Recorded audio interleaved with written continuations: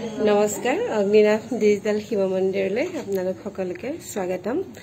আমাৰ মন্দিৰ ভাগৰ মেইন উদ্দেশ্যটো হৈছে সন্তান লাভ কামনা আৰু বাকি অন্যান্য ক্ষেত্ৰতো মানুহে শৰাই চাকি আগ কৰে, কোনো সফলতা পায়।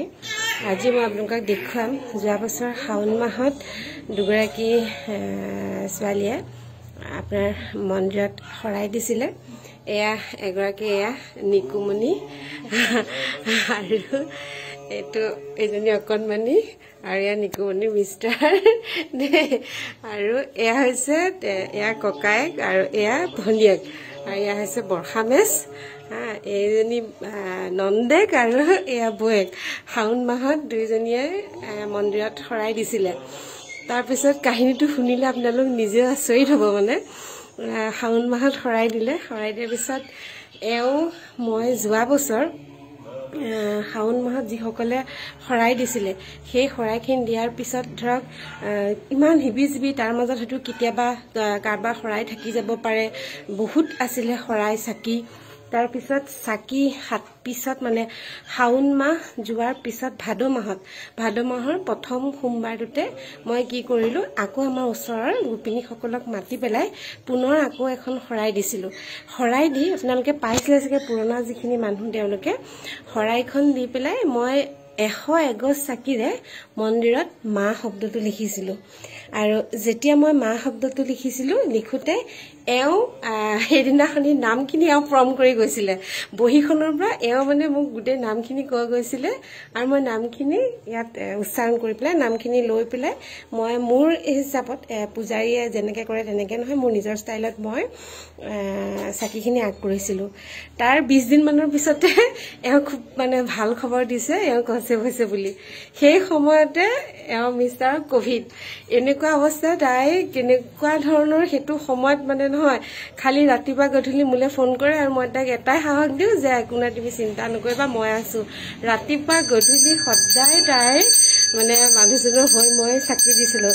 1 সপ্তাহ চাকি দিলোঁ। আৰু যেতিয়া কভিড হৈ আছিলে, আমাৰ নাজিৰা শিৱসাগৰত নাৰাখিলে, তেওঁ বেছি হৈছিলে, ডিব্ৰুগড়লৈ পঠিয়াই দিলে। ডিব্ৰুগড়ত আছিলে, কিন্তু তাই একমাত্ৰ সাহস হৈছিলে সেই সময়ত মন্দিৰ ভাগৰ চাকি গছ। সদায় ৰাতিপুৱা গধূলি মই চাকি দিওঁ। তাৰপিছতে 1 সপ্তাহ চাকি দিয়াৰ পিছতে তেওঁ ভাল হ'ল কভিড।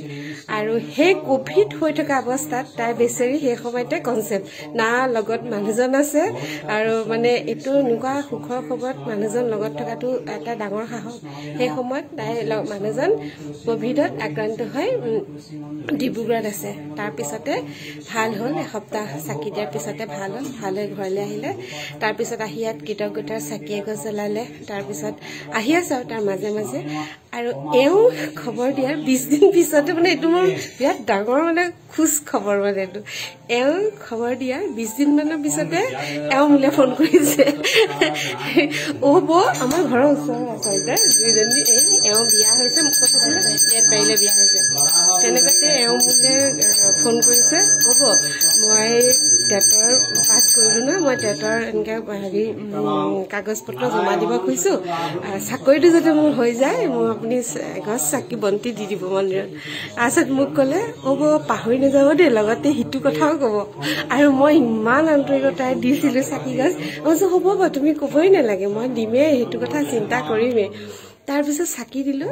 চাকি দিয়াৰ আকৌ তুমি 20 দিনমানৰ পিছত খবৰ দিছা ন চাকি দিয়াৰ। তাৰপিছত মানে হোৱাৰ কেইদিনমানৰ পিছতে তুমি ফোন কৰিছে।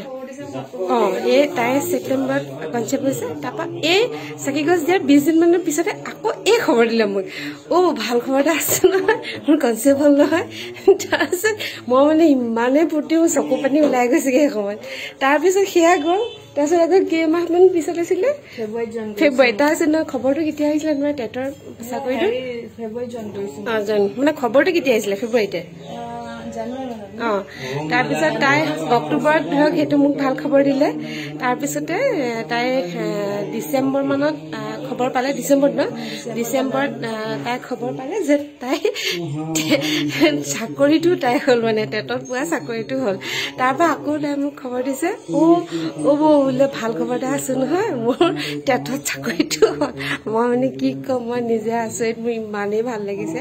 ভক্তসকল আচলতে কি হয়, যেতিয়া ছাকচেছ ছাকচেছ হয় মোৰ বহুত বেছি ভাল লাগে যিহেতু মই কিমানখিনি কষ্ট কৰোঁ আপোনালোকে নিজে দেখি আছে আৰু ভক্তই আহি পেলাই ইয়াত যদি কিবা এটা ছাকচেছ হয় সেইটো সমান মানে মোৰ আৰু আনন্দ নাই তাৰমানে সেইটোৱে কথা সেয়া আজি আপোনালোকক দুয়োকে দেখুৱালোঁ ভিডিঅ'টো চাব আপোনালোক সকলোৱে ঠিক আছে তেতিয়াহ'লে কণমানি দুজনীক আৰু অকণমান দেখুৱাই দিছোঁ এজনী এমাহমান হ'ল ন তাহাঁতৰ এই 1.5 মাহ হ'ব হয় এই 1.5 মাহ এই 2 মাহমান হৈ যায় আৰু এই 2 মাহ বৌয়েক আৰু নন্দেক দুজনীয়ে একে সময়তে মানে সন্তান লাভ আজি এয়া সন্তানক এয়া কৃতজ্ঞতাৰ চাকি তেওঁলোকে দিলে কিন্তু আজি সন্তানক মন্দিৰ দৰ্শন কৰাবলৈ আহিছিলে শাওণ মাহ বুলি এয়া